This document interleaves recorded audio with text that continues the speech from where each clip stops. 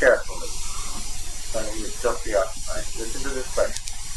How long did it take for Israel to conquer Canaan? How long? That sounds better. How long did it take for Israel to conquer Canaan?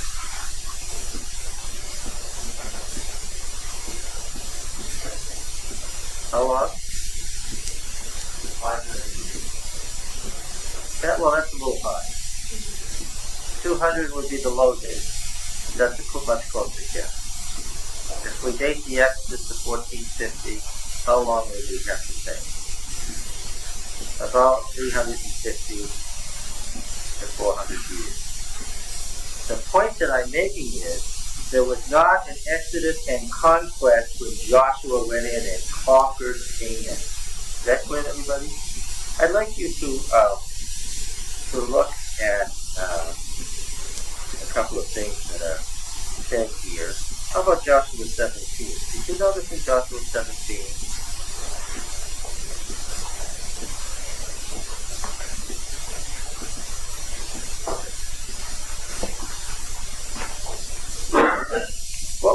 What was Israel's largest tribe? Let's see if any of you have been awakened thinking. What was Israel's largest tribe? Everybody should be able to shout this out. What was Israel's largest tribe? Ephraim. And what was Israel's second largest tribe?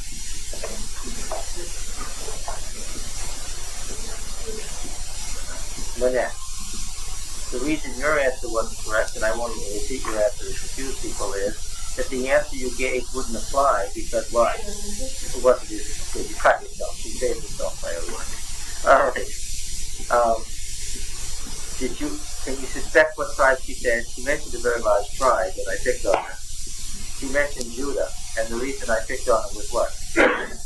Judah was not Israel. Now, Manasseh was Israel's second largest tribe. Let's look at Joshua 17 and verse 7. The territory of Manasseh reached from Asher to Michmath, which is east of Shechem. Then the boundary goes along, and we have a boundary list, one of 6 boundary lists that we have in Joshua for the 6 northern tribes. And verse 11 says, also in Issachar and in Asher, Manasseh had Bethshan and its villages, and Ibleam and its villages, and the inhabitants of Dor and its villages, and the inhabitants of Endor and its villages, and the inhabitants of Taanach and its villages, and the inhabitants of Megiddo and its villages. The third is Naphath. Yet the sons of Manasseh, read verse 12 with me, please. Yet the sons of Manasseh could not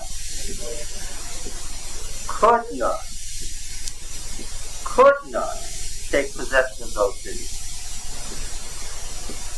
But the Canaanites persisted in dwelling in that land. Now, what characterizes each of these cities? Why could they not? No, they conquered walled cities. Where were these cities? What? No, it has nothing to do with Isaac. So, what? On the coast. Some of them are on the coast. But certainly Bethshan isn't on the coast. It's in the northern Jordan Valley. What characterizes each of these cities? I've said this now for 3 weeks running. Let's see if we can get it in again. What did Israel, meaning Israel in its proper sense, conquer? What did it conquer? And where are these cities? No, Bethshan is right there. I can look down from Shechem and see Bethshan. I can sit on it. It's so close. Why? What characterizes it? It's not that it's on a coast. It's not that it's on a river. It's not that it's on a highway. It's not that it has walls. What characterizes all these cities? Let's get this point into our head. What characterizes all these cities? No. No. What? The chariots is right, but why could they have chariots in those places and not somewhere else? Again, I'm going to ask, what characterizes all these cities? They were on the lowlands. They were on the plain. Israel could not, underline, could not conquer the lowlands.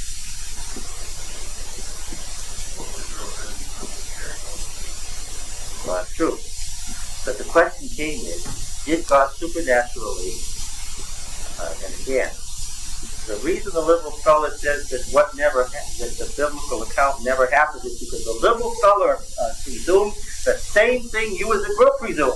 That the text of Joshua says they went in and mowed him down. And it doesn't say that. It says they went central, north, and south and conquered the cities in the highlands. And it doesn't say that God worked a miracle to conquer Canaan. Because if God has worked a miracle, it wouldn't have taken, what? 350 years to do it. Okay.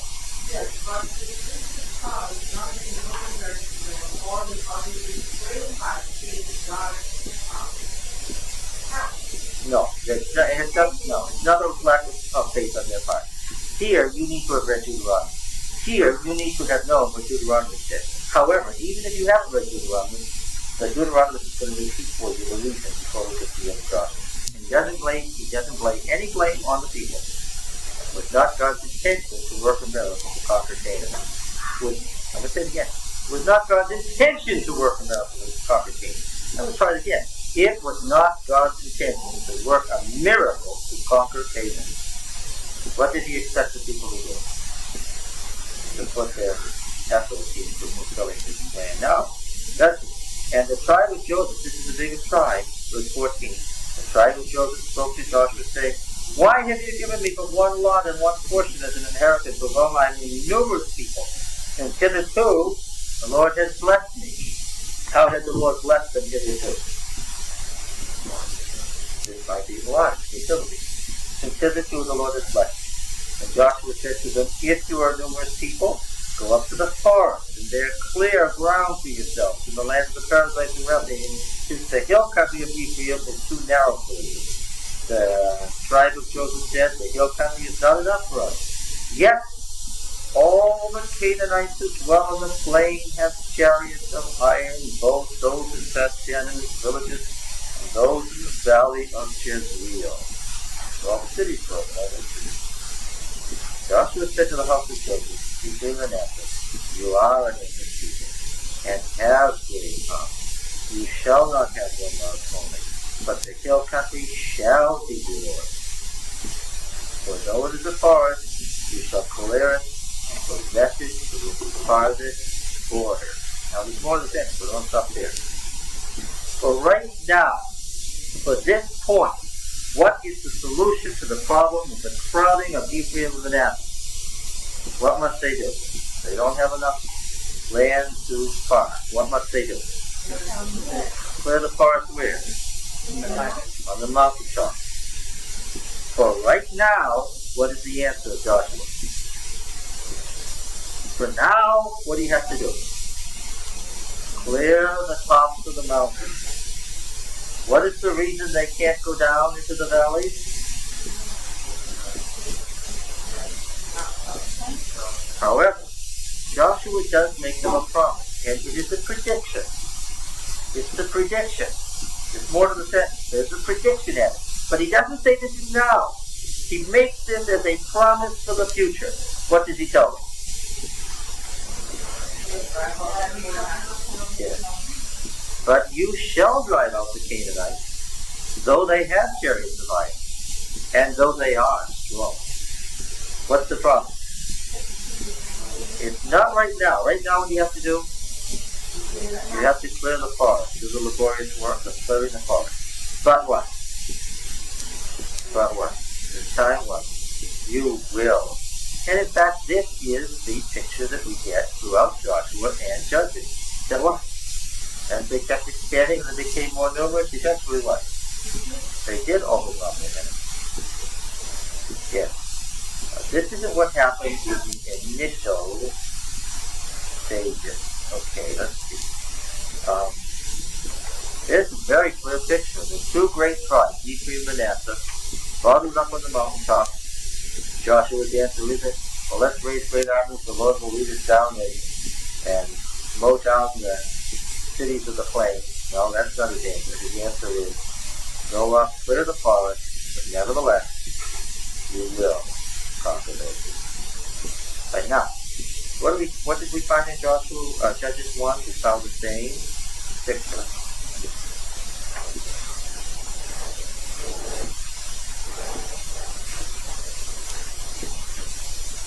Judah is the largest of the southern tribes. Now we can say Judah, okay?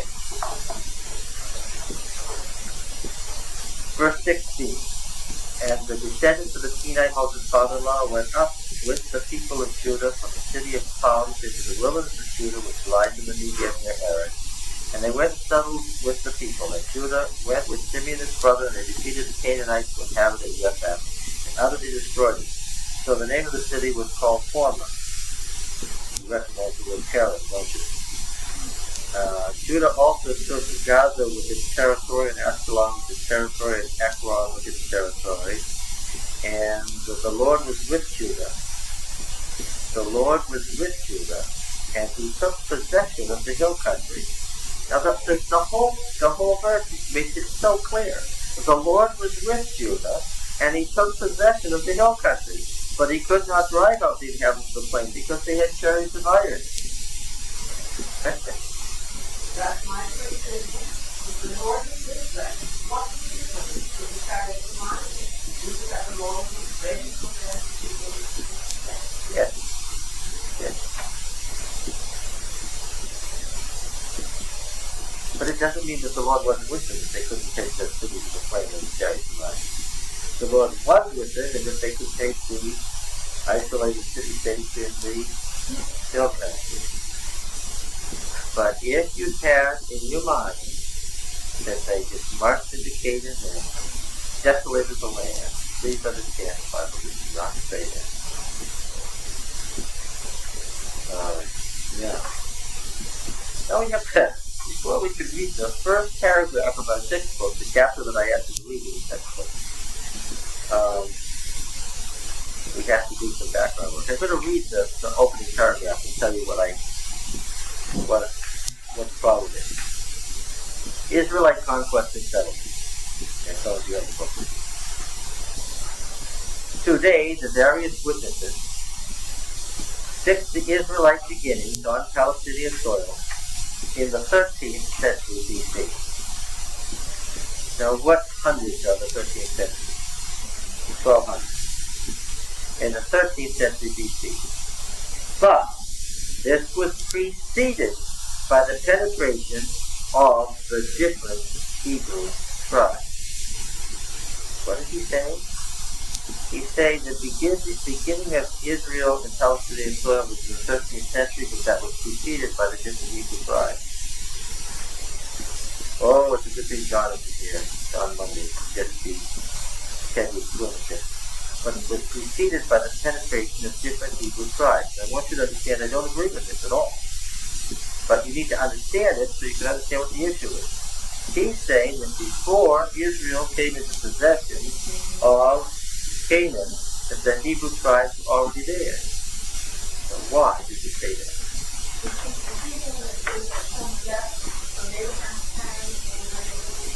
No, he doesn't say that at all. Okay, I'm going to read you this. Just listen, I haven't finished all that I want to say, so I'm not going to test this out today. But this will make it the beginning, so you can at least read the textbook with understanding. It is popular today to see the Exodus and conquest not as a single continuous event, as it's portrayed in the Bible, but rather the gradual infiltration of various tribes in the desert, some of which may have contained elements that once had been slaves in Egypt. This infiltration is said to have culminated in general uprising of Hebrews, the dispossessed elements of society who finally revolted against their low status. Now, I do want to say that the word Hebrew has been around since at least 3000 BC. And we're talking about the use of this word 1500 years prior to this time. And Hebrew simply meant men. Wanderers, dispossessed, having no possessions or places, the gypsies of the ancient world. Okay? That's what the word meant. Now, we've got to make a distinction then between Hebrews and the Hebrews. Our Hebrews are a particular bunch of Hebrews. But Hebrew simply meant a class in society, the dispossessed class, who were considered dangerous. Why were they considered dangerous? And we wouldn't want to meet this bunch of gypsies alone in Transylvania, what? They take the golden beaches, if you forget.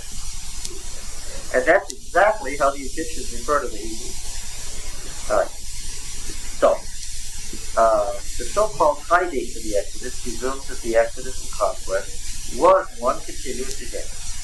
While it was a very complex and drawn-out process, it was an identifiable and deliberate action initiated by a particular unified group who added elements as they went along. So these are two different views of what happened. The high date used in our discussion, everybody's notes ready, the high date used in our discussion is 1450 BC. That's something I'd expect you to memorize if you know. The high date is used here is going to be 1450 BC. At the end of the reign of the 18th dynasty empire builder, Tutmosis III. The low date is 1290 BC in the reign of the great 19th dynasty pharaoh Ramses II. Now this is a difference of only 160 years. It would seem to be a minor issue, but it's not. However, the difference represents a whole different approach to the question of the Exodus and conquest, the nature of the biblical sources, and of course to the question of inspiration, of whether there was presence for personal thought in all this. The low date starts with the assumption that Ramses II is the pharaoh who did not know children, and who built the store cities Pithom and Ramses in the Nile Delta region, mentioned in the first chapter of it. Okay. Now, if this is the man who built the store cities in Exodus 1, and he enslaved the Hebrews, then what do you know?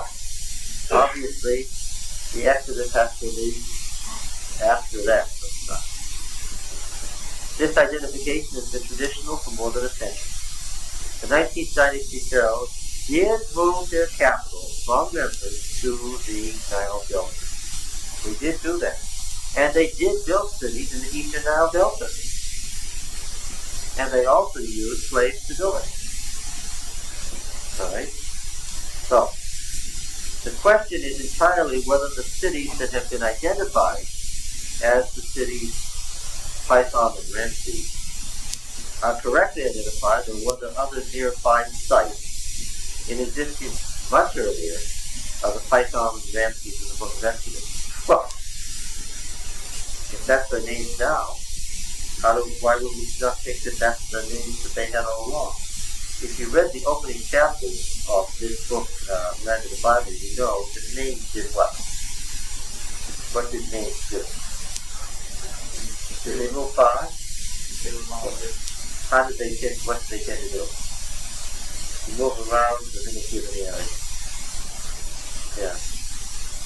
The low date scholars say the entry was actually various waves of tribal invasion. Waves. Get the idea. Waves. There's a definite reason for this. The reason that the low date scholars say that there were waves of people invading is that there are 4 specific mentions of elements of Israel already in Canaan that predate 1290 BC. You get it? If the Exodus is after 1290 BC, and elements of Israel are mentioned in writings prior to 1290 BC, what do you have to say? Oh, well, the Exodus was down here, but these folks what? They escaped and came in from the desert beforehand. And after they got there, they all coalesced. Okay? So the Bible says they were all coalesced first, isn't that? Well, we're going to see what. Number 1. 4 minutes. Number 1. The Amarna letters. Look. Amarna. These are the letters to the court of the Pharaoh, written in the reign of Amenhotep IV Akhenaten. Remember, he changed his name from Amenhotep IV to Akhenaten. I hope you remember this guy. He's the great heritage king, 1402 to 1364, who built his new capital in Akhetaten, or Tel El Amarna, to use its Arabic name.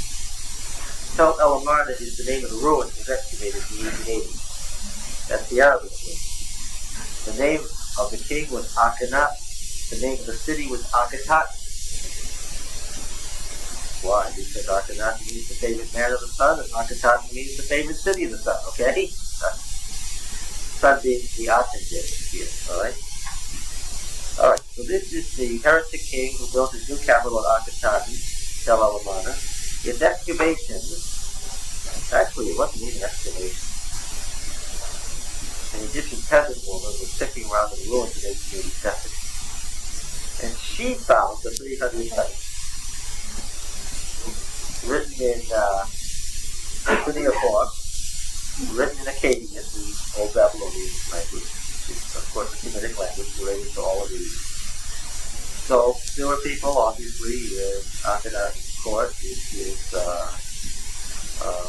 chancellery, who carried on correspondence with people from the Hittite Empire and from Babylonia throughout Canaan, which was an Egyptian province, in Acadia. Not the language you use yet. Clay tablets, right. Fire and clay tablets, which would never have been made in Egypt. They were sent to Egypt.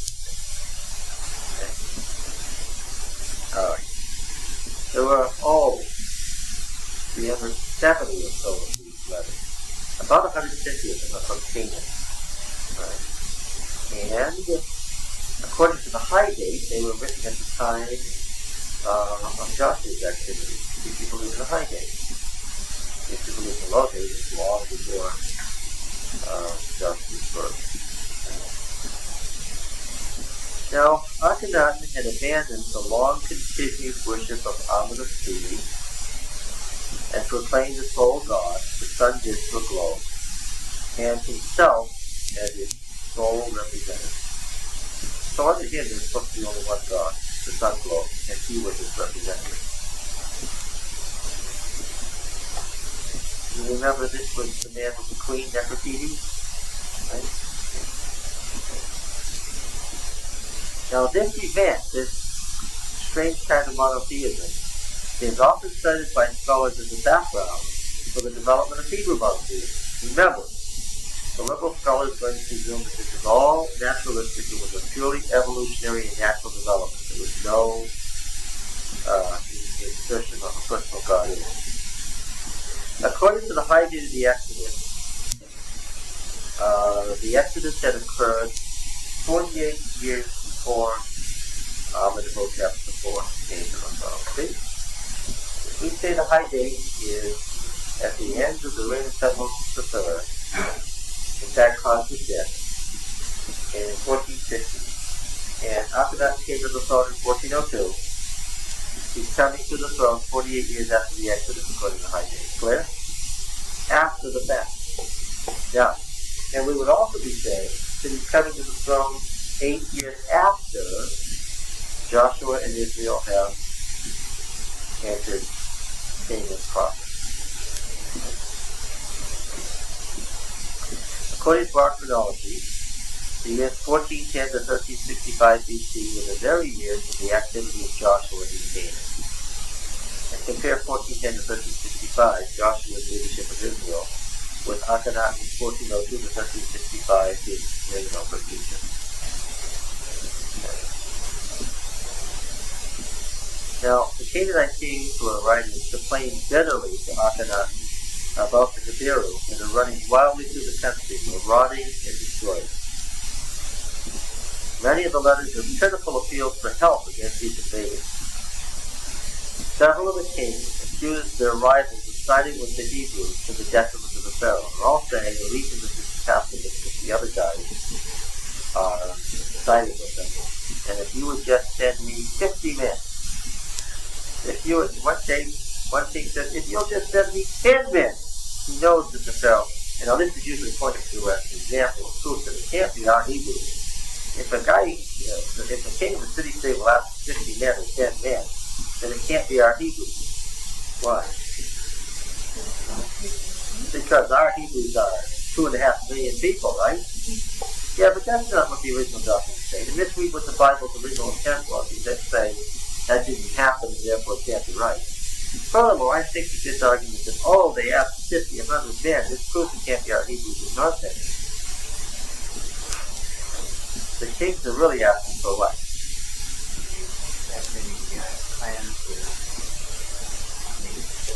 Well, yeah, they're asking for reinforcements of a whole army. And they're trying to change the thing by saying, what? If you've shown enough interest to send me 50 men, I could save your land for you. So that if the Egyptian lands are lost, crown lands of the Pharaoh, the king can say what? I told you that if you sent me 50 men, I could save it. You wouldn't even send me 50 men, therefore what?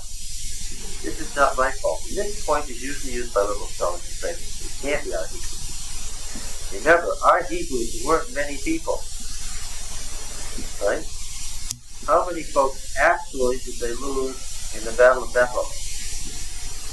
Despite the confusion of the word Eleph with the word Alu, how many people were actually killed in the Battle of Bethel? 36, remember? And it was considered a terrible defeat, right? They lost 36 men. That gives you an idea, right? And that was over the big city of Bethel with its whole, all its 8 acres, right? So, those are the facts. Now,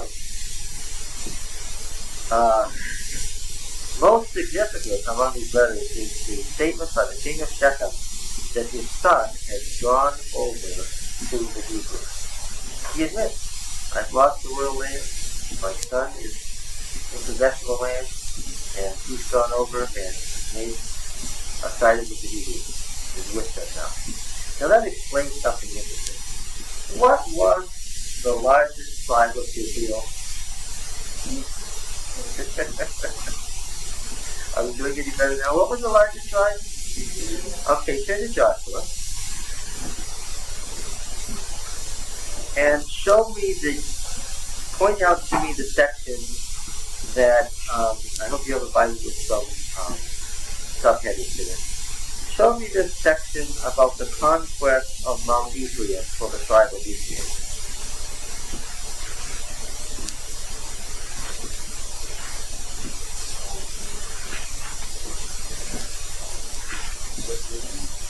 $15. You find something in 15? 17:15. Okay. 17:15. Well, that's nothing about conquest of the land of Ephraim. They're already there. They just say we don't have enough land. That won't do it. Chapter 16, verse 5. Well, let me read what that says. The territory of the Ephraimites by their families was as follows.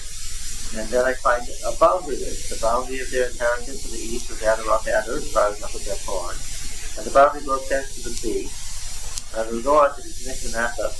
Then on the east, the boundary turns round toward Shiloh and passes along beyond it on the east to Genoa. Then it goes down from Genoa to Adaroth, then from Naara it touches Jericho, ending at Jordan. From Chapel, the boundary goes westward to the brook Canaan and ends up at the sea. Such is the inheritance of the tribe of Ephraim by their families, together with the towns which are set apart for the Ephraimites, within the inheritance of the Manasseh. All those towns with their villages. However, they didn't drive out the Canaanites that dwelt in Gaza, so the Canaanites that dwelt in the midst of Ephraim to this day will become slaves to do forced slavery. Oh, they couldn't face it. Nothing more about Ephraim. Now, what I asked for was the description in Joshua of the conquest of this huge area in the central island called Mount Ephraim, the biggest section of Israel.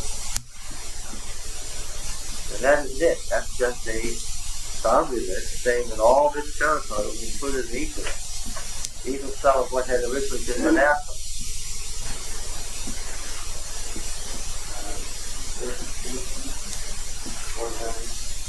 13:29. Well, that's the eastern. That's naked. That's east of the Jordan. That has nothing to do with the conquest of Canaan.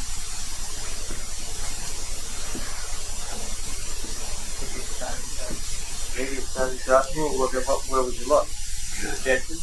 Oh, you could look in Judges. Unfortunately, Judges gives us this verse, 129.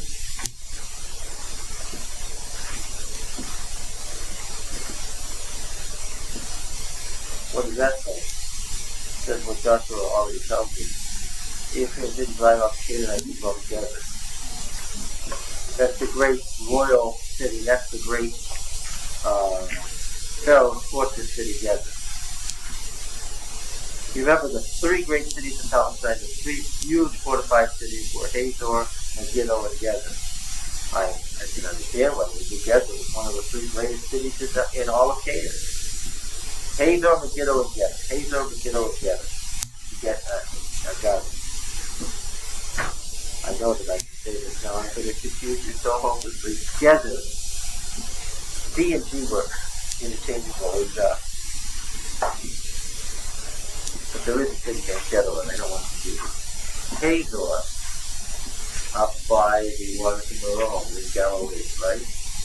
Megiddo, on the edge of the Jezreel Valley at the Aruna Pass, where the pass crosses through Mount Carmel, the way of the sea, and Gezer on the Shephelah, halfway down from the peak of the mountains down to the coastal range, down in the road going up into the hill country.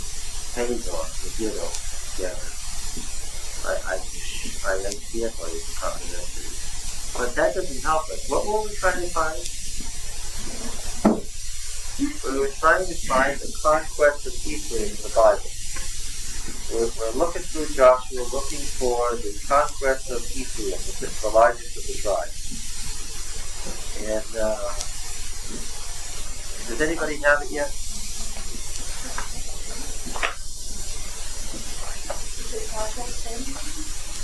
Joshua 10.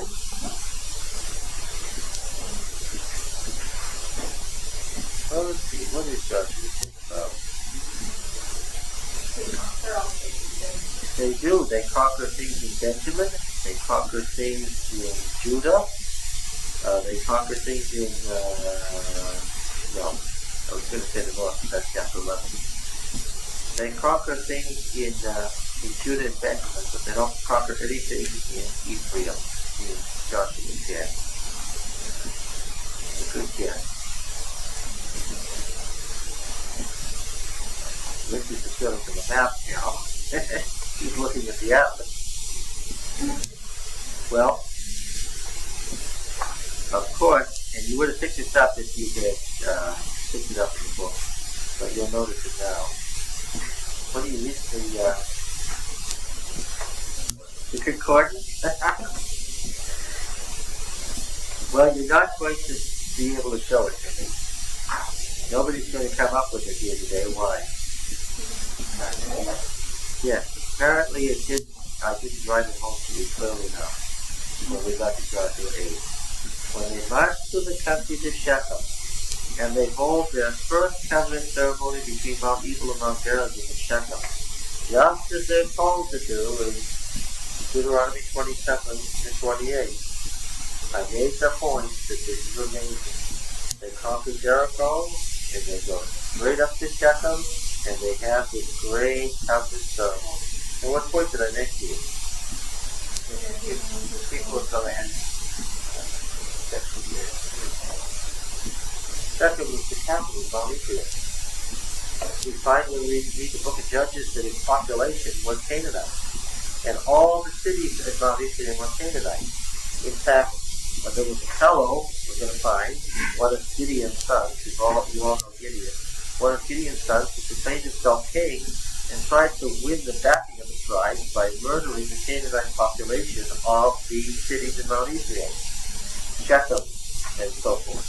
He didn't succeed because the Canaanites of Mount Ephraim were good, faithful Israelites. And folks didn't rally behind him from the Canaanite elements because they were good, faithful Israelites. What point am I making to you? The reason there's not one word about the conquest of a single city in Mount Ephraim is because there wasn't a conquest city. What was it? The whole of the kingdom of Shechem just became Israel. It just became Israel. And the Bible is silent on how that happened.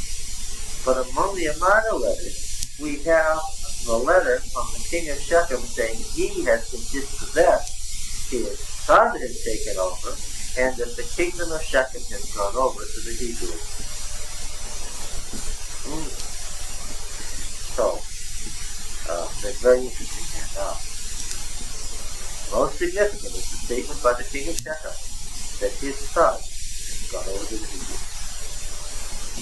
This would doubtless explain the silence of the Bible. Here I can look to the Bible for conquest of Israel.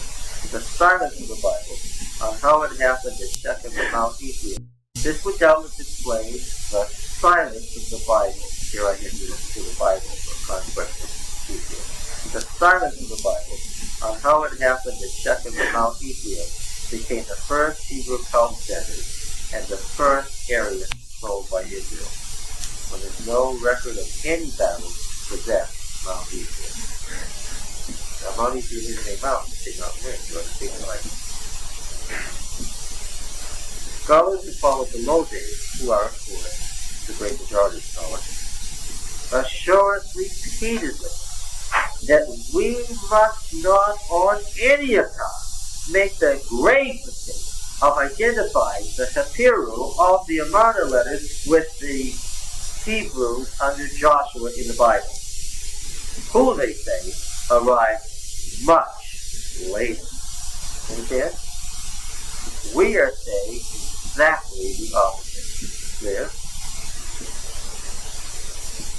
Among other things, these scholars point out, now this is a very interesting article, point out, and even Rowan Harrison, writing in his fundamental commentary, especially the Old Testament, except for low days, said, no, these materials can't be the Hebrews Bible.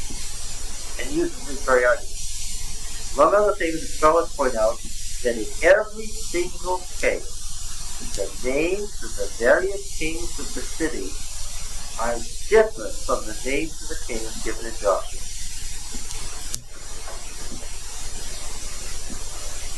This is used as proof that they can't be the same Hebrews and can't be the same time. What do you think about that idea?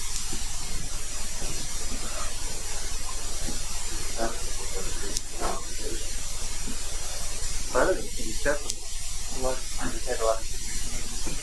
No, I don't think it was the question the guy had any given name. I think the king has one original name. The fact that we don't find one king in Joshua listed among the minor letters, I find to be no argument at all. The kings mentioned in Joshua are the very first king who had to meet the incoming invasion. At the very beginning of what we know was a long, drawn-out, and protracted war. These kings, these initial kings, were clearly not sensitive to the danger they were in. The very fact that they made alliances thinking that they were going to further Hebrews means they thought they would be successful. They were all killed on their first encounter with the Hebrews, according to Joshua. Now, the day the 5 kings of the 5 city-states that were buried in Canaan were killed, what happened? They couldn't have written any Amarna letters saying, boy, we're in danger from the Hebrews. Why didn't they write any letters to that effect? By the time they realized they were in danger from the Hebrews, what? They were dead. Yes. So their shades are still there at the gate of Makeda. On the other hand, what would happen that same day? Somebody else with a different name would be the king of any given city-state, right? On the very next day, other persons with other names would have been kings in the very city-states mentioned in Joshua. This very process would alter the relationships with the districts immediately. Now, remember, and this is something that you may not have caught, Joshua is called a Na'ar at the time they come out of Egypt. A Na'ar, which means an officer in training. He's not even 30 years old yet. He's not even old enough to be an officer in the Egyptian army at the time they come out of the Exodus.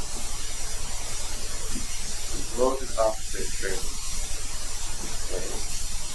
If that is correct, he's under 30, then he doesn't die in around 1365.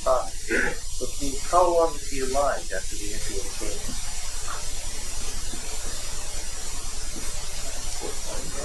45 years. If you have the idea Joshua went into Canaan and conquered the wall in about 2 months, and then it was over. Alright. this long period is just plenty of time for the city-states to alter the relationship with each other. We should judge by the amount of letters, and you can read some of them in the Asian text. Why don't you just go read some of them in the library? We judge by the amount of letters. The marauding of the Hebrews had been going on for some time before the various city-states were desperate enough to appeal to Akhenaten for help. If you were the vassal king, if you want to tell the Pharaoh that you were losing to Hebrew marauders, you would only do that when what? Yeah. If you want to send a letter saying, oh, I lost the royal land,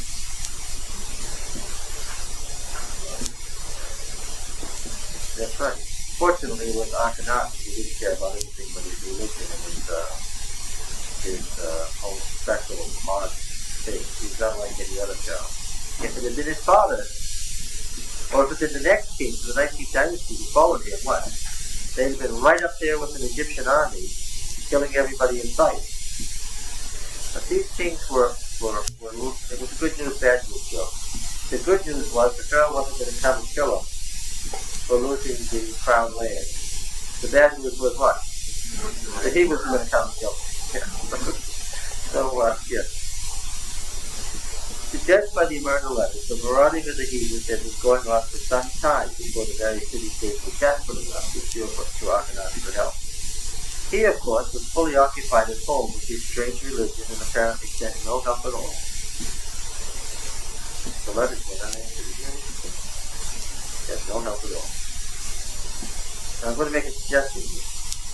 We must wonder whether Akhenaten's odd actions, and all Egyptologists agree that he was odd to the most, odd actions in moving the state religion away from Ammon of Thebes was a reaction to the exodus and the failure of the Egyptian religion to stop the Hebrews in any way.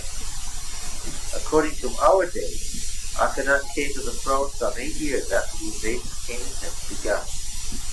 On the other hand, the Hebrew invasion of Canaan did not challenge Egypt in any way. Okay. The royal cities protected the Amorites were not attacked by Joshua and Israel. The Egyptian garrisons were never touched. No trade was in attack. Perhaps, for the time being, both sides chose to ignore the other's presence for obvious reasons. In this case, the Mara letters, discovered in 1887, are witness to how the conquest of Canaan fell from the other side of the wall. That was number one, the Mara letters. Number two, I said there were four mentions. Number two, set these topographical lists. Study the first. This is a 19th dynasty king. Seth's man. A little over 60 years after the death of Joshua. That gives you some idea of time sequence. A little over 60 years after the death of Joshua and Akhenaten, Seti the first of the new 19th dynasty found it necessary to campaign in Palestine during the first year of his reign, 1303 BC. After Akhenaten's three more weak rulers had ruled in the 18th dynasty, including Tutankhamun, the famous key of the tomb. And he was a weak ruler. He was a boy who reigned from age 9 to age 18 and died at age 18, so certainly he was very weak. And the last one wasn't even a member of the family. After Akhenaten, three more weak rulers had followed in the 18th dynasty, including the now famous Tutankhamun, before the line ceased entirely. Then he felt it found it necessary to shore up Egyptian rule of Canaan after this long period of weakness. Now he tells us where he went on this campaign in 1303. Up the Via Mara to the Giddo, across the Jezreel Valley to Beth Shan in the northern Jordan Valley, across the Jordan into Transjordan, then up along the lake that is the Lake of Galilee to Hazor, and across the hills of Galilee to Tyre, the coast. Another part of his army went directly from the Giddo to Akko on the coastal plain north of Carmel, and on to Tyre. What is significant of all this is that he mentions the site of Ashur, right where we would expect to find it, on the coastal plain in the Akko region. And this is 1303. What's the problem here?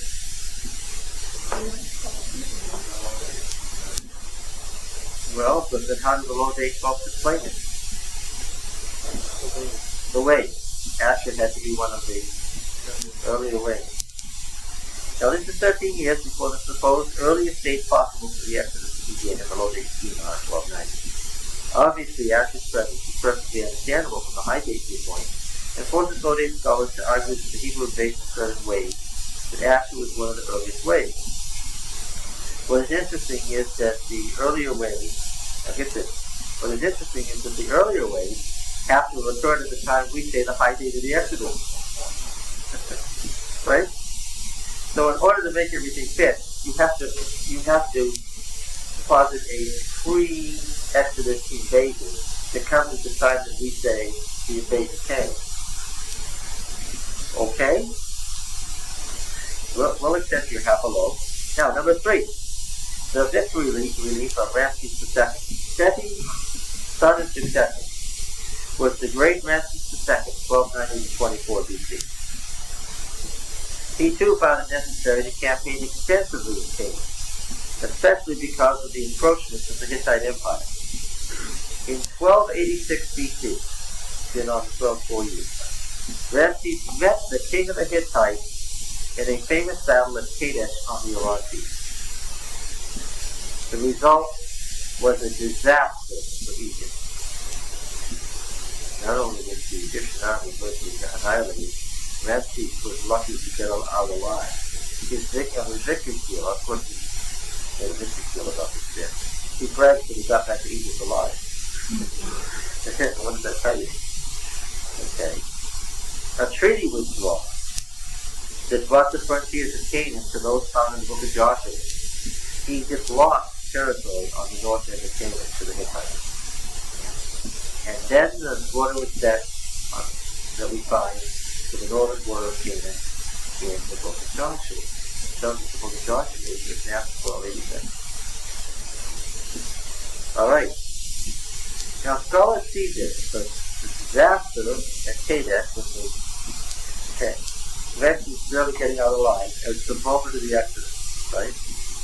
The Egyptian army was away, the Pharaoh was just barely. You get the idea? They were lucky to be alive until the slaves came. And so we would have to date the Exodus to sometime after 1286 BC. And if we give 40 as the round number, we have to date the entry of Canaan sometime after around 1246 BC. Got it? Okay.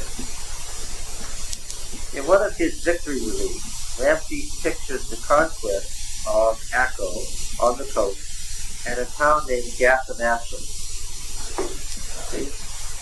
He refers to the conquest of Gath of Asher. What does that tell you? He conquered a town named Gath belonging to Asher. Once again, what's the case? Asher's already there at the time the Exodus is supposed to be occurring. Once again, a town belonging to the same Hebrew tribe appears before the Exodus has occurred. All of it dealt with by the general theory of waves of Hebrew occupation. Number 4, Papyrus on the statute of Proof. Early in Ramses' reign, one of his scribes wrote a detailed description of parts of Canaan for his counterpart in Hatti, the Hittite Empire. He's telling the Hittites what's in Canaan and where it is and so on. In describing the harrowing passage along the path from Megiddo to Wadi Ara, he mentions that one is in danger in that area from the people of the land. So you have to go through this path through Mount Carmel, from the coastal plain through Mount Carmel to Megiddo, and then you're on the Jezreel Valley side. But this path is deep and narrow and dangerous, and he says so. And he warns that the people in the area are dangerous, and he mentions that the people who are dangerous are the Asherites, and he mentions their chief, Adi, chief of Asher. Once again, the Hebrew tribe is right where it's supposed to be. It has been for a long time, according to the Egyptian reference.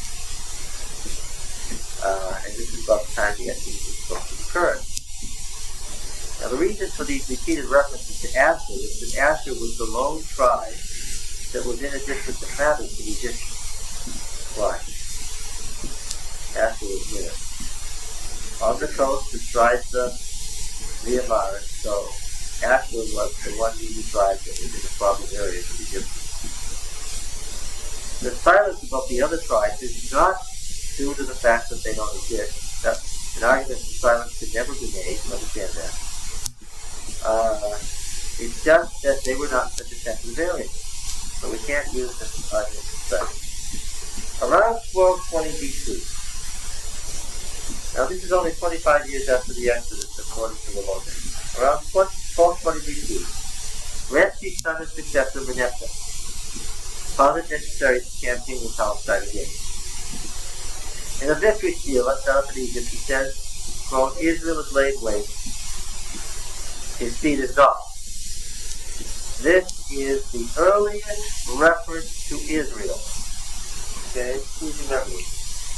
Manasseh's victory seal, victory release, Israel is laid waste, 1220 BC. First mention of Israel. Remember what I said? Yes.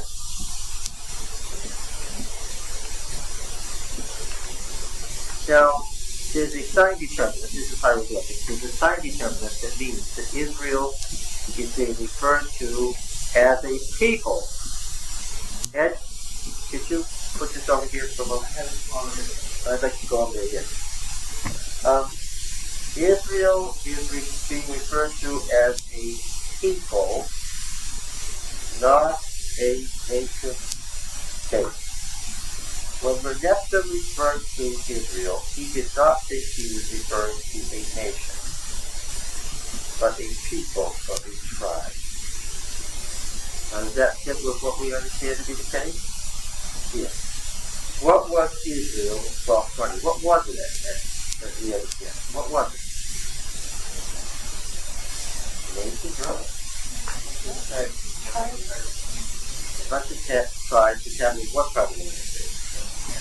The Highlands. There were some tribes associated together in the Highlands. Okay. And how would the Egyptians have looked at them? That's very significant. Any great basis? If you were looking at Israel from the outside, when would you put Israel as a state? I wouldn't go even that far down. I might have, once Saul had conquered Philistia, and was his king, I might have considered Israel to be a state. So the Egyptians would have thought so too. Alright, kids, just bring it back. Now, there's another issue about the high days, against the high days. And that is that the archaeological evidence shows that Moab and Edom did not exist as kingdoms in 1450 or 1410 BC. So why is that a problem for high days?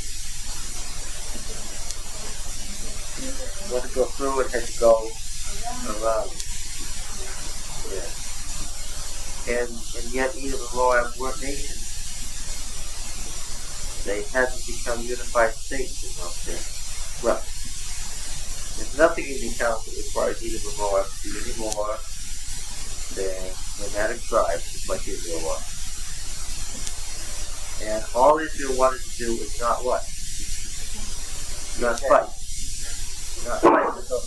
And for theological reasons, they didn't want to fight with those people. But there's nothing in the account that says those people were great nations that they came to be later. There's nothing that says they had great cities.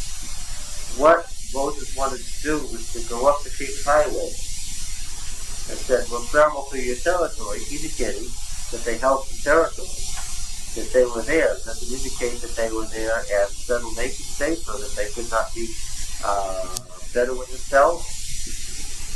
In fact, he gathers that Heshbon seems to be the only city of kingdom, that his kingdom was really made up of a city and a bunch of Bedouins. Yeah. Well, what about this? many of the cities destroyed by Joshua were found to be destroyed in the 13th century. Evidence of the low days. What would you say about that? No, that's true. Many of the cities were destroyed by Israel in the 13th century.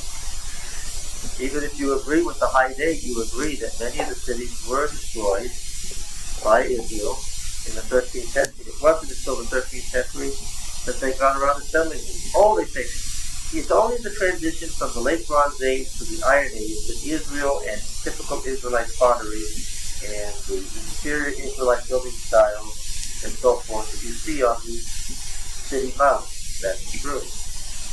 Israel remained a Bedouin people in the highlands throughout most of this period, settled in Canaan.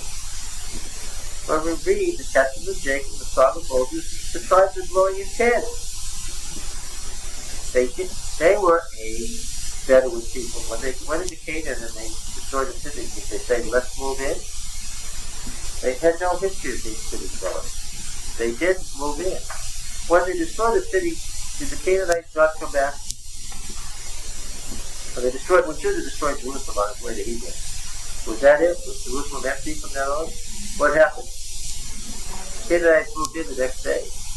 They go to nasty Hebrews, they grumble, and they moved back in. Right? They destroyed Hazor and what? Canaanites moved back in. Why didn't the Israelites move in? They didn't want to. Yes, cities were evil. Yes. They were desert people. Now, the question is this. Not were most of these cities destroyed finally in the 13th century and occupied by Israel in the 13th century. The question is this. Are there earlier destruction layers that fit with the idea that many of these cities were destroyed between 1410 and 1365? That's the question. Is there a destruction layer for Hazor, for instance, that fits this early late Bronze period? What's the answer? In every case, we can look and see that yes, there's a late Bronze Age destruction of these cities also. Well, what caused that, according to Low Age scholars? Internecine warfare between the city-states? Because there were always invaders coming in?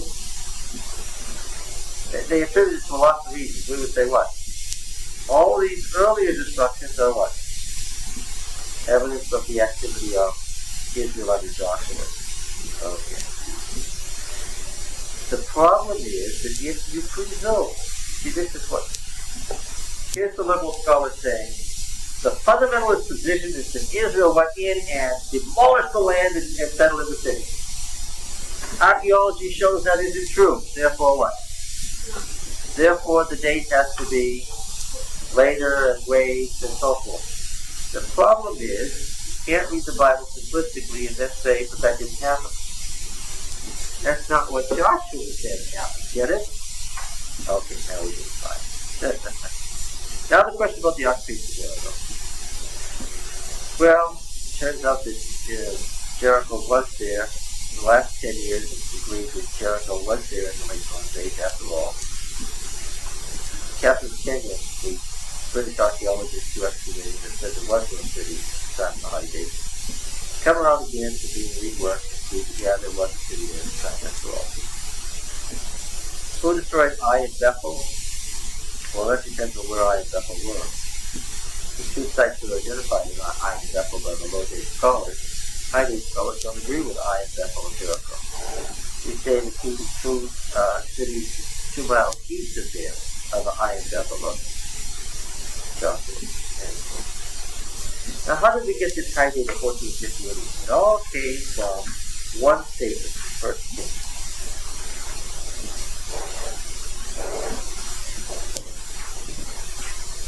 First Kings 6 and verse 1.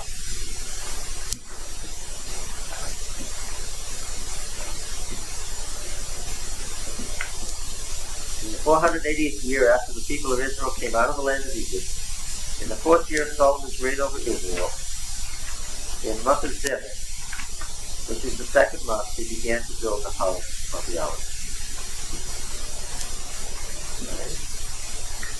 Solomon had a co-regency with his father for 5 to 7 years before David died. Solomon was on the throne before David died. During the co-regency that they began building the temple. That's why the chronicler says that David built the temple, and the Deuteronomy says that Solomon built the temple. That is right. They both built the temple. Alright, now, if we date the founding of the temple to 970 BC, we had 480 years. Date the 970 BC because of the internal ground of the chronology of the kings of Judah, and we can date it to that year. We had 480 years. We come to 1450, the death date of Solomon III. Alright, now.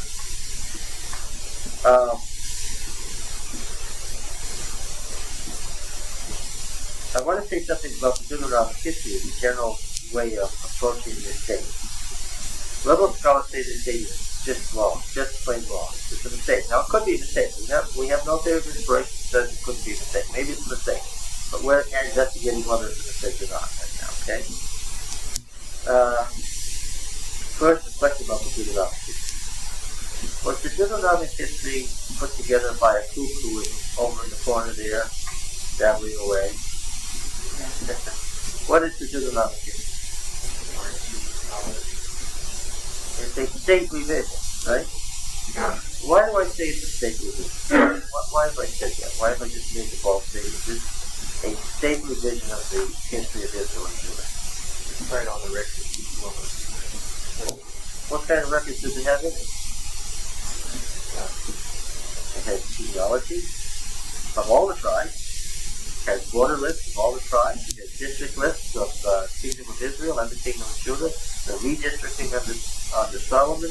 They know when the cities were of one tribe and when they were of another tribe. They know what tribal elements moved around. They know how many people were in each tribe. They know what each tribe produced by way of agriculture and viticulture. What does that tell you? Well, yes, but what do you have to have access to these kinds of records? Yeah, because this is not something that a private individual has a right to muck around with. Those are the official records of the state. And clearly they are the records of both states. Whoever is busy writing it has at his hand the records of both Israel and Judah. How could somebody in the reign of Josiah have gotten hold of the records of Israel? It's pretty clear. When Israel was about to be destroyed, what happened? Yeah, the state records of Israel were taken to Judah. We know, I've said this many times, it was King Hezekiah who was on the throne of Judah when Israel was destroyed.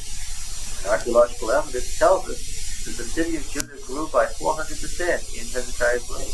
And so did all the other cities of Judah. That was the point at which Jerusalem became a really big city. And why did it become a big city? Because of so many elements from the north coming down. So the 10 lost tribes. Well, only 10,000 people, according to King, were actually exiled by the Assyrians. The rest either stayed right in Israel and Josiah took over them, or they moved to Judah. Okay? So there weren't really 10 lost tribes anyway. There were 10,000 people who were taken away. It was tragic for them, but it certainly wasn't the deportation of Israel. Alright, now, in the nature of the thing, in the very nature of the thing, it's a huge undertaking that has to have been done officially. It's much too time-consuming and much too carefully thought out. When you think if they had to write this out by hand on scroll, the fact that he makes reference to things in Deuteronomy that he's only going to talk about in 2 Kings indicates to you what? You don't know why this is significant to Deuteronomy until you get to 2 Kings. What does it tell you? Well, what kind of writing plan would you have to make something that's going to cover 20 or 30 feet scroll and run along and make sense? And how much money and time would you have to know where you were going with something like that? Okay. This is the work of a large number of people under a single unified mind. It is not a work of politics or history. It's not a secular history. What is it? It's a theological interpretation of history. Alright? So I want to say something about, first, where we find this. We find this in Deuteronomy. He says it was the 480 years from the Exodus to the founding of the temple. How would you evaluate the statement? Well, the Deuteronomic history was a major state revision of the religious traditions of Judah to conform to Deuteronomic law. Now let's remind ourselves that Judah had not been conformed to Deuteronomic law because Deuteronomic law originated where? In the north. What you actually have is the old Mosaic or Mushite law being imposed on Judah for the first time. That which came from the tribal league of Israel was now being imposed on Judah for the first time. And this required a major revision. Right? A huge number of records of various areas and dates have been incorporated into the final form of the history. It's clear that this huge effort was sanctioned and supported by Josiah's court and used all the available state records. We know that he had the Chronicles of the Kings of Israel in his possession. We know that he had the state records of the Kingdom of Israel as he wrote, Josiah's time. Why? He constantly refers to them. If you want to know the rest of the story of Ahab, do what? Read the Chronicles of the Kings of Israel. And why do we have these? We don't have them. There's all sorts of detailed historical questions that we would love to know. And he knows that, so does what? That's all contained in the Chronicles of the Kings of Israel if you want to know about it.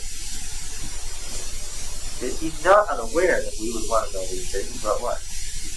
Not his purpose.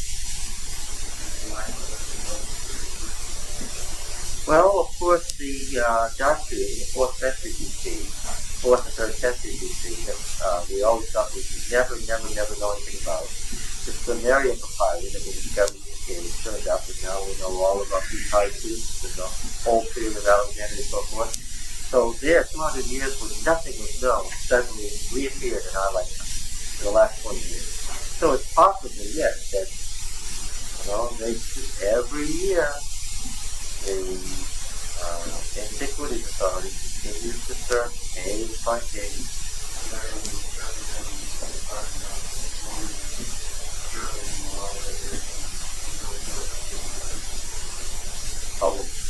Right in Biblical Archaeology Review, one older scholar says that he remembers excavating the Bar Kokhba cave, and that there was a scroll underneath the roof, the cave collapsed and it was touching debris. And he told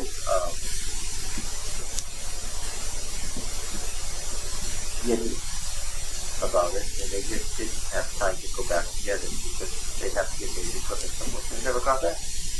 But he knows there's another scroll. They know that for sure they saw 3 original scrolls from the Dead Sea Scrolls, with 2 of them. Either somebody has one and he's trying to present it, or else then they try to cut it up and know it's worth $1 million or something they need to. You're not to get money from the original finds, that if they ever do, they know that they can sell their thoughts to the it's sort of like having money in the bank. So yeah, it might happen someday. But the point that I'm making is that this statement in 1 Kings 6:1 isn't found just anywhere. Where is it found? It's found in the Deuteronomic history. Which means what? It's not a guess. It's what? It's intended to be a historical statement. Yes.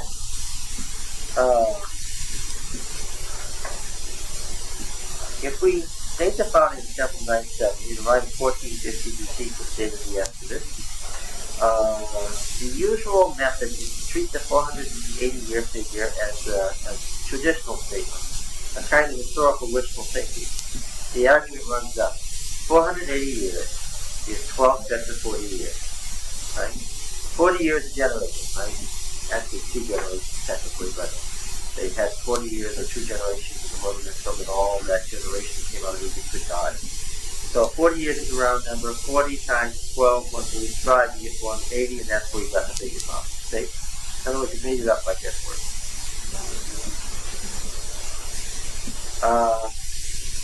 Second explanation is the historian added up all the figures in the book of Judges for the reigns of the judges and the reigns of David and Solomon came up to 483 years, and rounded off to 480.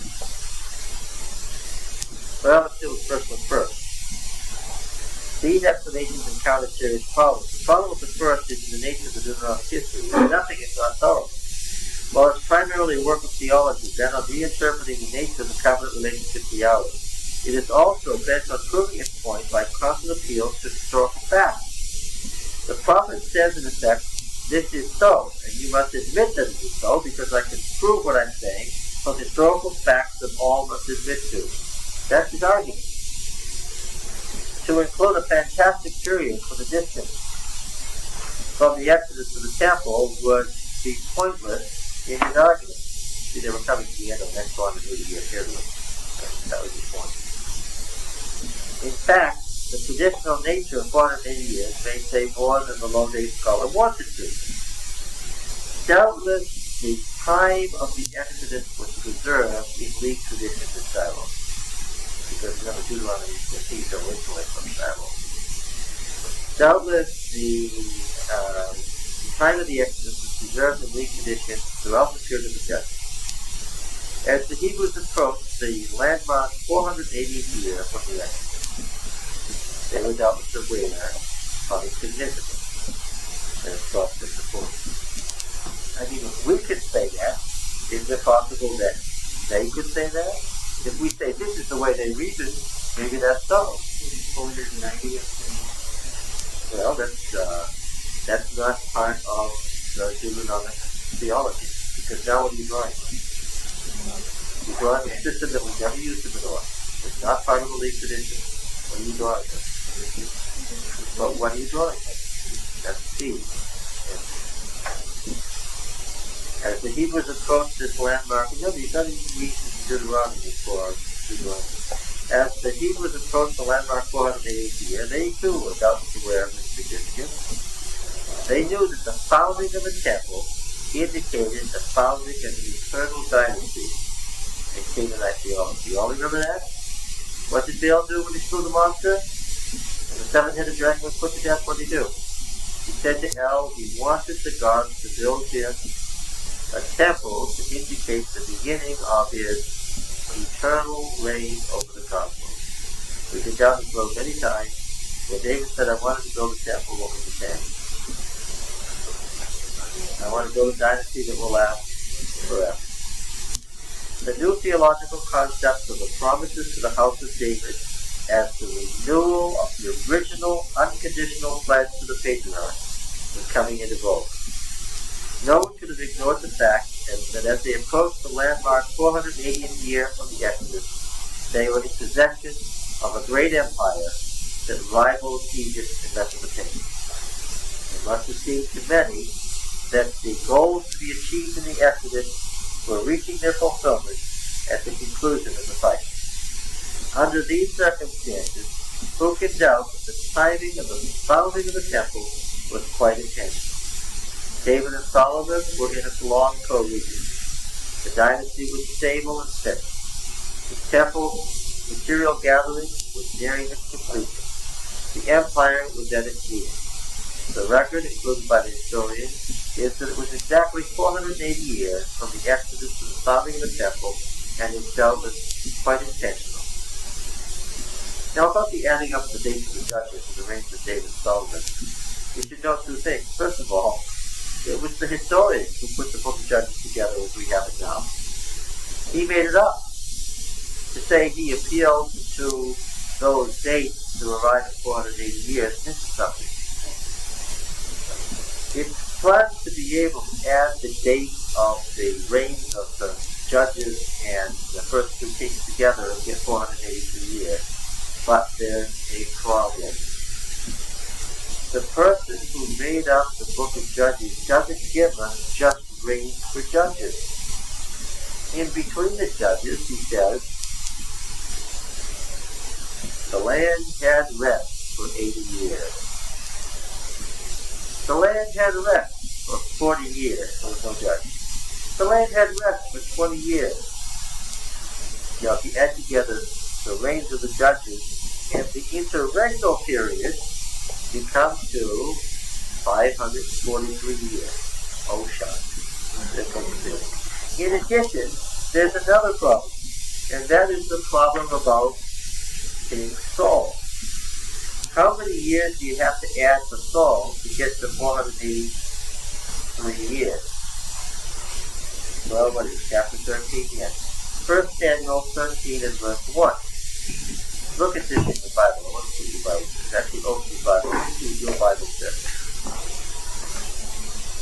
1 Samuel 13 and verse 1. This is this part.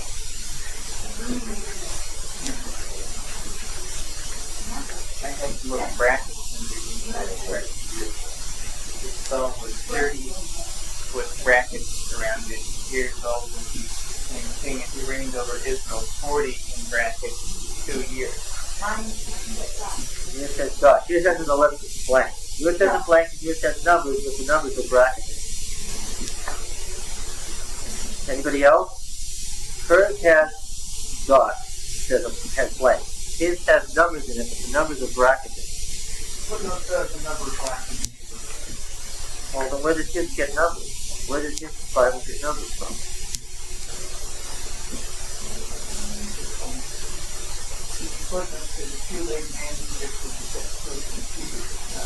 Yes.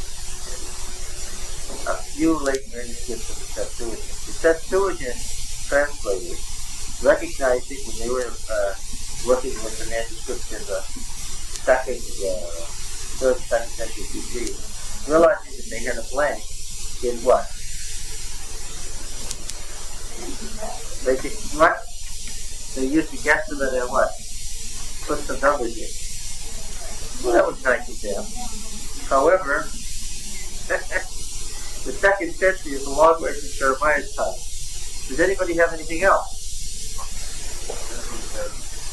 Hebrew, I have 40.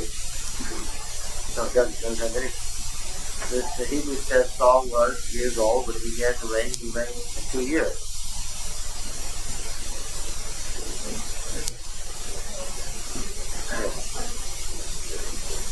Now, if you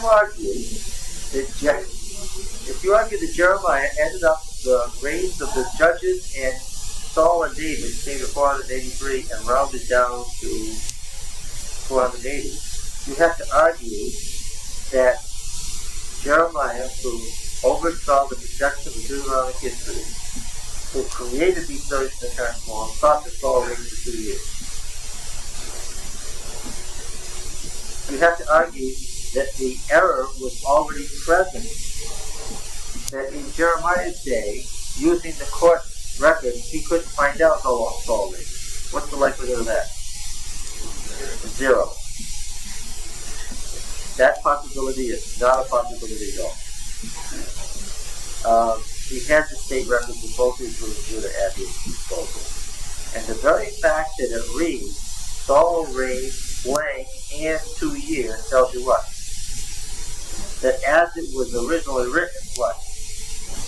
That there was something in there. What happened? Why did it get taken out? Oh, it didn't get dropped out probably because the word was 20 and the similarity to 2 caused the scribe I to, because the 2 words look so similar, his eye slipped over to the 2. Yes.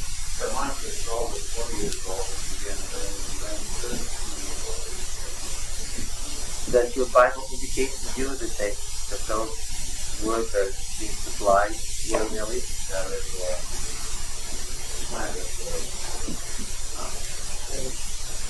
Italicized? Yes, okay.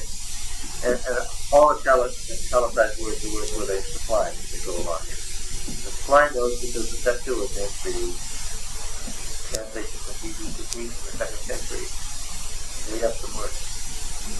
They took a guess. Alright. So clearly, from the time Jeremiah wrote in the reign of Josiah, 520 BC or so, to the time the translators were writing 300 years later, a scribal error has dropped these up. The point is, the argument that adding together the reigns of the judges in Saul and David to come up with 483 and say that's where Jeremiah got the date 1 Kings 61 is what kind of an argument? That's a really find this in scholarly work. That is really poor. That one, I like the one that's just a round number for 40 times 12 a lot better than I like that. Because that's really good. Alright. Surely it's evident from the very nature of the story of Saul as it's given in the book of Samuel that he reigned a very long time. Did the prophet really think it was 2 years? If so, when the document from which he was working already contained a textual error, he had no way of correcting it. The textual corruption is old enough so that it's already found in the Septuagint. Late translations of the Septuagint supplied the numbers Jesus really gets. We must presume that the historian, if the historian did not have a record of the length of Saul's reign, he would have given a precise figure by researching it rather than writing into the history a nonsense statement like Saul reigned blank for 2 years. If the historian and the editors knew that Saul reigned for more than 2 years, they would also know that adding together the dates of the judges' impression of Saul's and David's reign would have resulted in nearly a 600-year period, and therefore would not have been able to use this to arrive at 480 years. In Judges, the judge Jephthah is said to have told the Ammonites that Israel had right to possession of the Transjordanian land because it had dwelt in those villages for more than 300 years.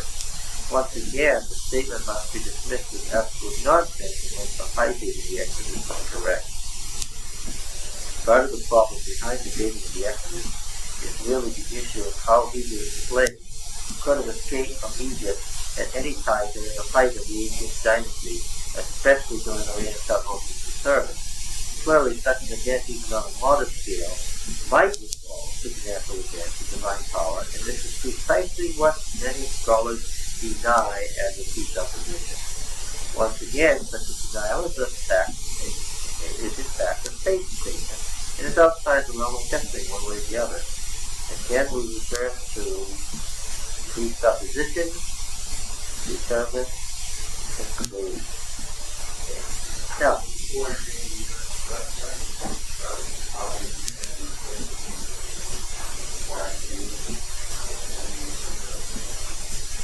well, no, because you are just so much longer.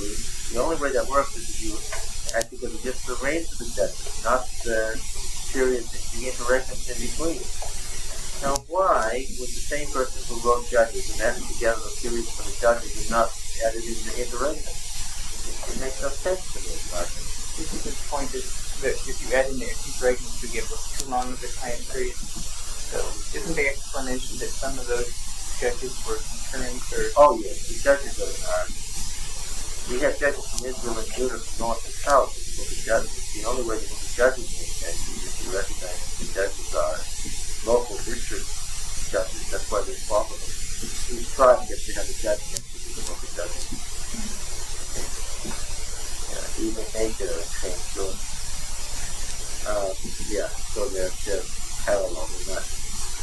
And since that was the way the Jeremiah put the book together, I hardly think he would have thought that he was creating something consecutive. Since he was headed toward the 480-year number. He knew where he was going. Now I'm going to read Dr. Haroon's opening sentence in the chapter Israelite Conquest and Settlement again. And it'll make more sense this time. Here's what he said. Today, the various witnesses fixed the Israelite beginnings on Palestinian soil in the 13th century B.C. But this was preceded by the penetration of different Hebrew tribes. Now I know what he means. Okay? And the statement I would almost accept as correct, only I need something different by it than he does. Yeah, you could say that Israelite begin in the 13th century if you mean that's the transition period from them being a group of Bedouins to them being the people who actually dwelt here and possessed the city. That's what you mean by it. But that's not the same as saying that was the entrance. Yeah, so he doesn't believe there was an entrance, does he? He believes what? Yes. All right. This period finds its biblical expression in the patriarchal narratives from the Exodus.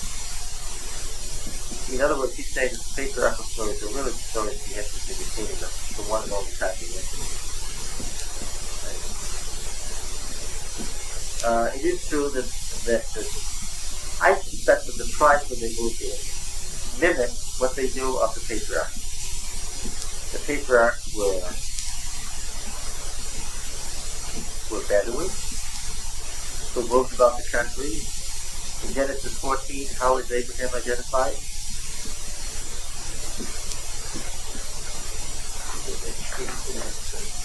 Oh, it's been a while, hasn't it? It's been a while. Genesis already seems like ancient history to us, doesn't it? Oh, you're misquoting now. You're not quoting P, you're quoting Deuteronomy 27. Although there's the same point in here, that he was a wanderer apparently.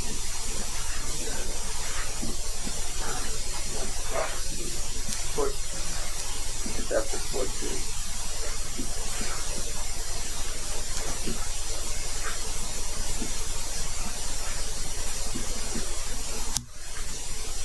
What?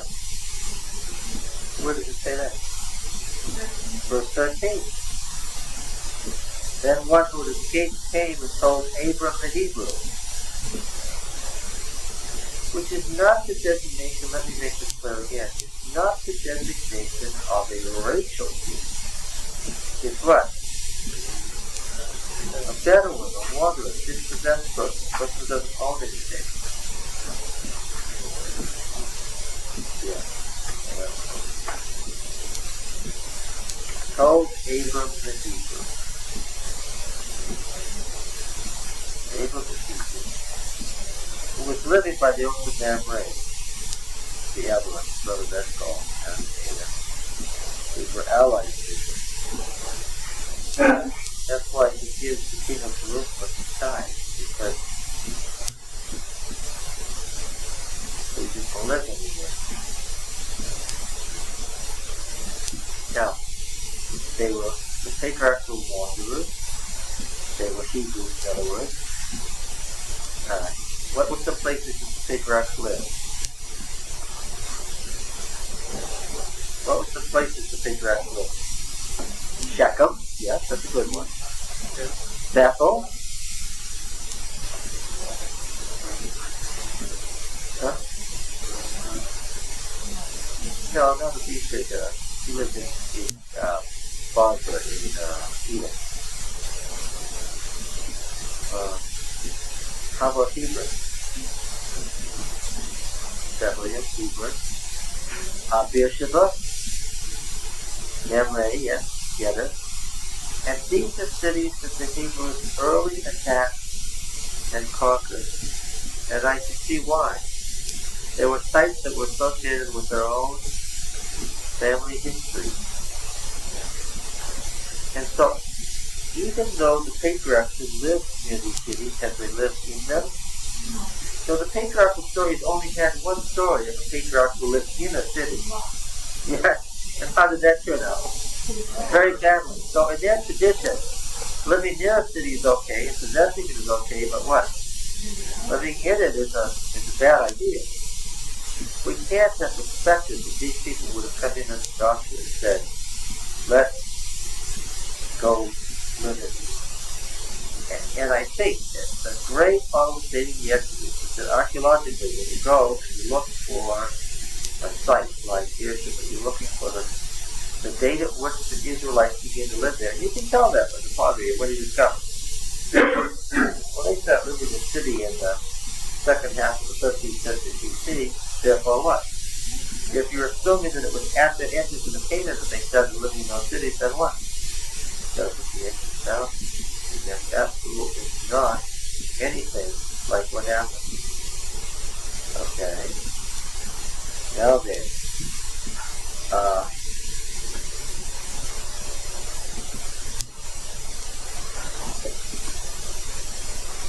he does say it is probable that part of these Kapiru are none other than the Hebrew tribes that became united with the passage of time in the covenant to the Israelite tribes. Get it? He's saying, yes, this Asher is what? Is the Asher, and these Kapiru are what? They are our Hebrews, but what? They haven't gotten united to the rest of the tribes. And we're saying, thank you for recognizing that these Imperial are our Hebrews. Thank you for saying that, which a lot of liberal scholars deny, that the ashes that keeps turning up is what?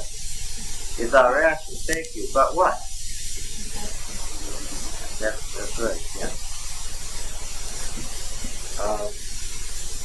They moved about only in the hilly and forested regions, the hill country along the border. From the Egyptian sources, we draw a certain amount of information concerning the penetration of these Hebrews. The king of Shechem was working so it stand in league with the Hebrew and even admits one of his brothers that he has joined them. For some reason, this region is not mentioned in the conquest account, despite it having an Israelite population in the days of the Judges, and its inclusion in the Manassehite genealogy, although its internal population and government remained Canaanite until the days of Abimelech. The king of Jerusalem complains to his brothers that the Hebrews are infiltrating into the area and are threatening his security. And the various towns of Shephelah, led by the king of Gezer, Lachish, and probably Gath, are now with them. The penetration by Hebrew tribes into the northern approaches to the Jezreel Valley took another form. Here there were strong Canaanite cities, and the Egyptian government was very sensitive about this region. Therefore, the Hebrew tribes were able to come in here only under the patronage of those Canaanite cities. A very instructive example of this was the plowing of Shunam's land by the king of Megiddo with the help of slave laborers after its destruction. This reminds one of the manner in which the tribe of Issachar, whose name means man of higher, hireling, settled in his territory and hindered Jacob's blessing. Issachar was a strong ass, crouching between the sheepfolds. He saw that his resting place was good, and the land was pleasant, so he bowed his shoulders to bear and became a slave to forced labor. Likewise, we learn from studies second scale at Bethshan that in about 1300, various Hebrew tribes were settled along Mount Yarmuta, upon whom the Egyptians had imposed their yoke. This area in the hills of Lower Galilee, north of the Jezreel Valley, was also the region of Issachar, and Mount Yarmuta is certainly the Ramoth or Yarmouth of Issachar, found in Joshua. About the penetration of the material in Galilee, we learn from the accusations of King of Tyre that the king of Hazor had left his city and had united with the Hebrews, and that the land of the king had fallen to the Hebrews. Then he made war on the Shashu in the mountain ranges of Horos, who had apparently settled in the vicinity of Beth Anath in Upper Galilee. The tribe of Asher already appears in Egyptian sources of this period, as does a city named Gath Asher in the days of Ramses II. Since not one of the campaigns of the pharaohs of the New Kingdom was directed against the southern hilly region, it would appear that Asher was already settled in Galilee in this period, to explain why it is mentioned in Seti's list. In contrast to their previous appearance as migratory tribes during an extended period, one now notes a vital compulsion and a strong ambition to lead the nomadic life, based mainly on cattle and pasturage, for that of the sedentary farmer, transferring more and more the center of gravity of his economy to sedentary agriculture. This transition continued for several generations, passing through different stages, and did not take place in all of the tribes at uniform rate of development. Some tribes, especially those on the frontier, delayed their settlement, and a small part of them failed to take possession of the area, usually due to objective causes, which made their transition to settled life difficult. However, all of the sources available to us testify to a general and energetic striving by the tribes to convert to agriculture and permanent habitation, and the main stage of settlement in the hill country was apparently completed in a relatively short time. Nearly all the stories from the period of the Judges suggest farming and permanent habitation in villages, with the exception of a few tribes who delayed the process of settlement. For instance, Dan, Simeon, Reuben. In the blessing of Jacob, Genesis 49, which describes the tribal situation of the period of the Judges, the typical economy is already agriculture and husbandry, such as olive and viticulture. The use of wine is now widespread, something that is foreign to nomads and semi-nomads. Where did these nomads live anyway? Where did the nomads live? In the desert. Yeah. The very crossing of the Jordan indicates what? An intention to do what? To settle down. They did to settle in the city. That's the whole. To settle in village. Various settlements founded by the Israelite tribes have been excavated, especially in the tribal territories of Ephraim and Benjamin. Some of them were built at new locations. Others were founded anew on ancient sites after the destruction of the Canaanite town, frequently after a long occupation gap. So if they killed a little Canaanite village and nobody lived there, they didn't settle on it right away. Eventually they settled down. At Bethel, the Israelite construction was built on the ruins of the Canaanite city soon after its destruction. At Shiloh, in the hill country of Ephraim and Bethel in Judah, Israelite occupation began after a long time. So forth. Now he makes the point that this gradually shifted what Canaan was. Where had the population settlement been in Canaan?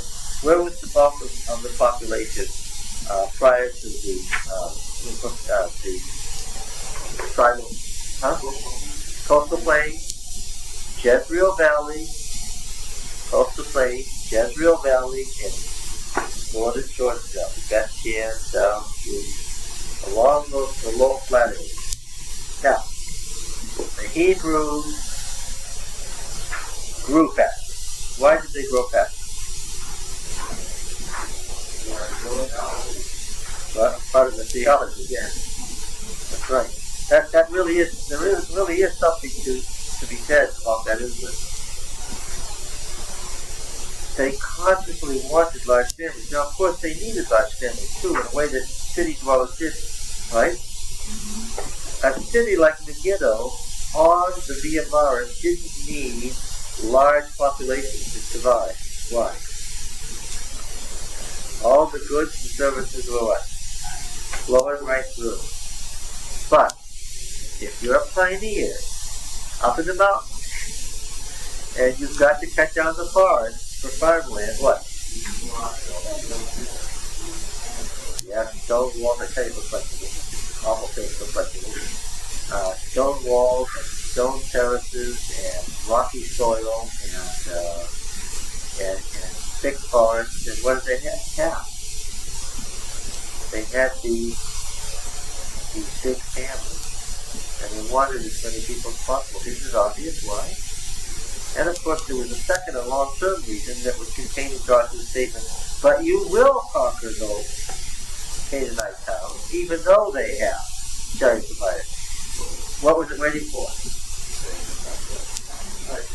A larger population. And what ultimately happened is that over the period of the Judges, the tribes of Israel grew larger and larger. And what did they finally do?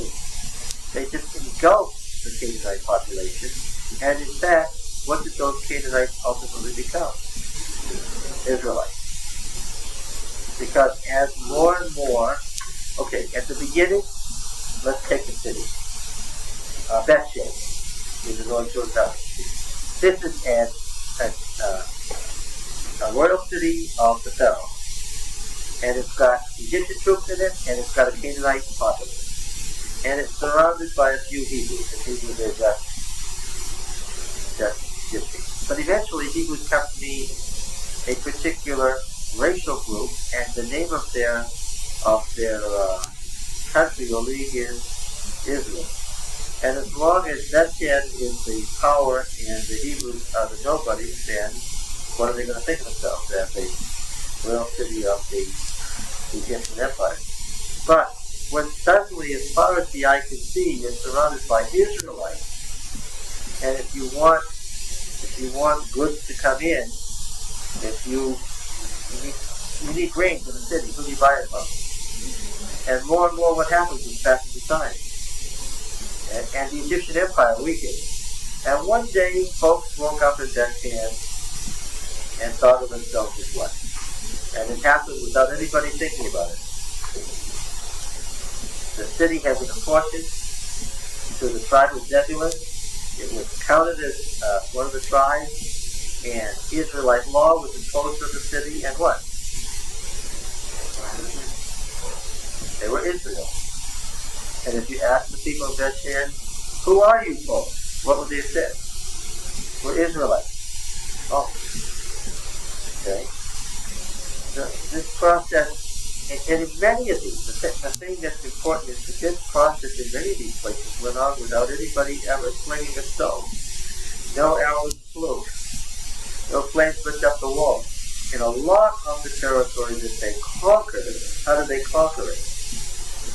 By absorbing it. Isn't that what happened in the United States? Yeah. It started small and it just grew and grew and grew. People moved west and assimilated, yes. But there was, unfortunately, a pre-existing population that wasn't assimilated. It was never assimilated. It was what? It was annihilated. Now that's a different story. In that way, it's quite different from what happened with Israel and Canaan. They didn't annihilate the Canaanites, they absorbed them. So that Jeremiah could say with perfect clarity, the Jebusites dwell in Jerusalem among the people of Judah to this day. Where had they gone? They hadn't gone anywhere. And clearly the Israelites did not find this an unacceptable process. When David had as his private army and his private bodyguards, the Cherethites and the Pelethites and the Hittites, did people find that strange? What were these? They were Philistine cities that he had absorbed. And they owed fealty to him and what? They were his servants. David owned those cities. They were his servants. They owed him that fealty, and they were part of Israel. Period. Did anybody say, let's kill the Hittites? Well, that would have been hard to do, right? There was a main backbone of David's army. And it was things like the Hittites that they were using to go out over there and beat the Arameans and beat the Ammonites and so forth into submission and making them what? Part of David's empire. They were part of the inner core of what was Israel. All right.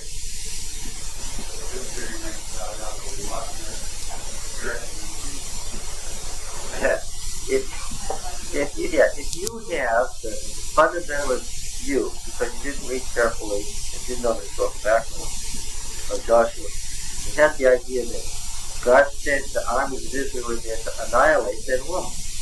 That everybody, regardless of the response or willingness to make any response, they and all their little children, what? Got massacred regardless of what attitude they took toward what was happening. Well, what? Is there any time in God's plan when that was the way it was done? Tough luck, no matter what your response is, I'm going to annihilate you.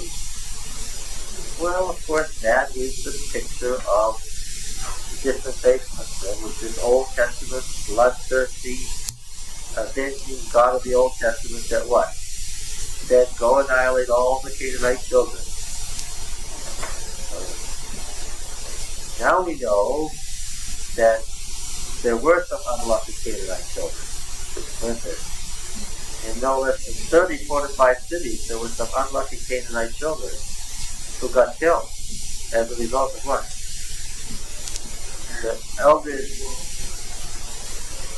The elders' defensive action against Israel? No. Not one city that took up a defensive position was annihilated. There's the distinction. The only cities that were annihilated were what? Those that attacked Israel. You get it? In every single case, it was cities that attacked Israel that were annihilated. Not one city that didn't attack was annihilated.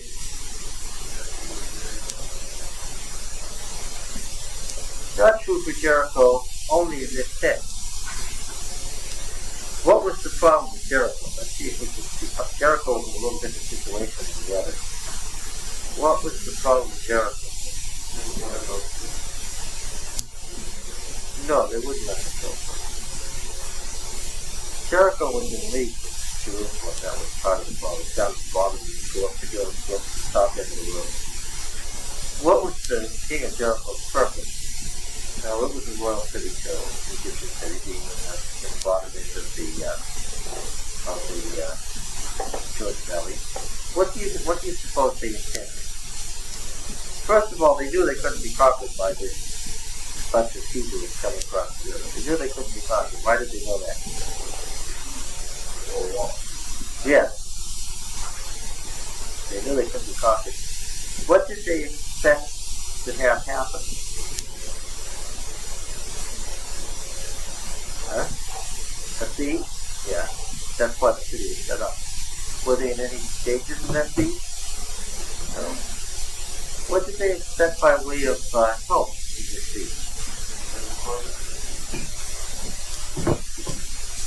Yeah, what did they expect would happen?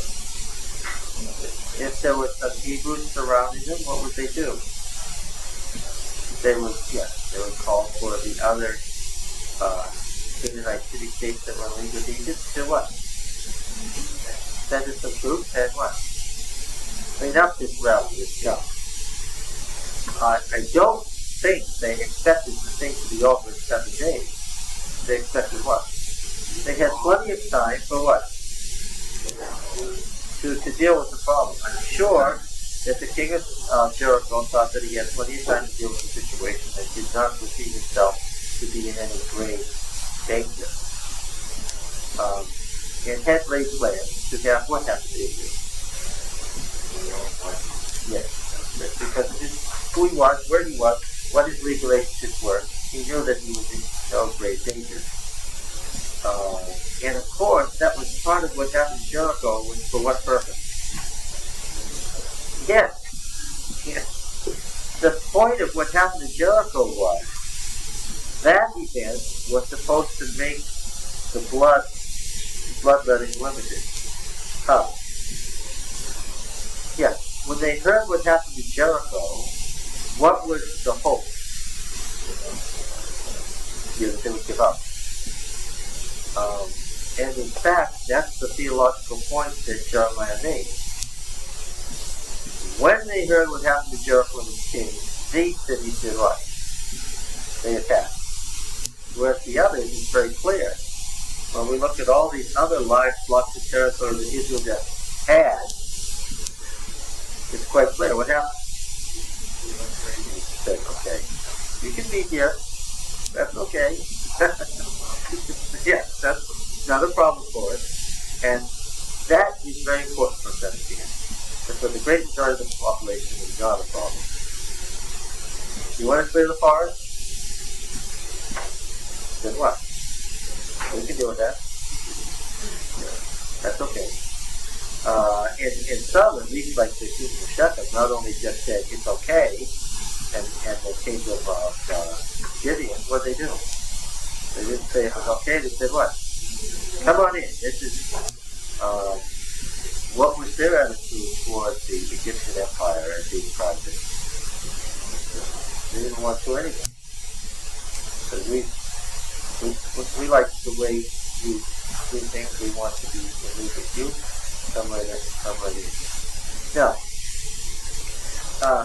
he makes the point and makes quite a major point of the fact that once this was done, the whole nature of what happened, what Palestine was, changed.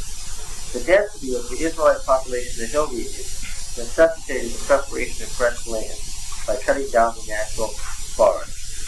The narrow confines and heavy concentration of Israelite occupation left their impression in special development of their society. Archaeological research has proved that the Israelites did not bring a consolidated tradition of material culture with them. Instead, they borrowed everything from the previous inhabitants. This is expressed in building, construction, weaponry, art, and pottery. They borrowed everything. Now,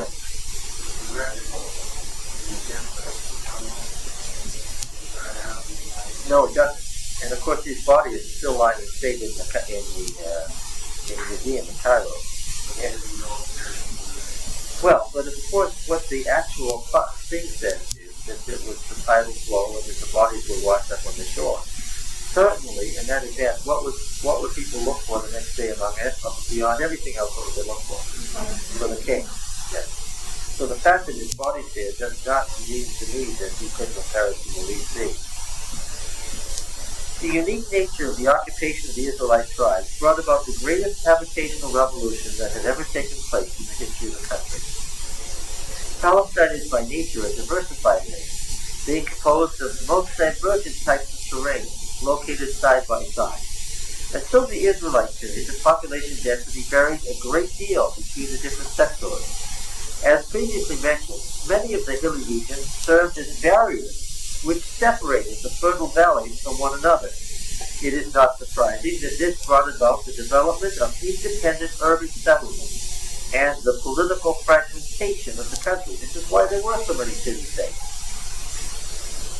Only a strong imperial force from outside succeeded bit by bit in unifying the country under its authority, and it was aided by internal dissension. The earlier ways of occupation changed the complexion of the population, but they always flowed into the same fertile sector. By contrast, the Israelite occupation brought about a fundamental change. Now the hilly region also became densely populated, and most of the spaces formerly left open between the various regions were filled. For the first time in the history of the country, the center of population actually moved into the hill country. And when the Israelites' tribes grew in strength and completed their domination of the plain, the conditions necessary for uniting the land into one political and ethnic unit were established. In this unprecedented way, the economic potential of Palestine was also increased by cultivation of extensive wastelands which had never been tilled before. These special features of the occupation caused the transformation of the land of Canaan into the land of Israel, not only in ethnic and political terms, but also in a complete transformation of the population mass. It is this factor which opened a new chapter in the history of Palestine and elevated it for the first time to the rank of a strong and influential country in the Middle East. Get it? And who was the inheritor of all these good changes that went on for 300 years? Well, David. Sooner or later, the process would be complete. And when the process was complete, what was bound to happen? Somebody was going to come along and be that unifier, right? Sooner or later, and the process that you read about with the judges, the process would be complete.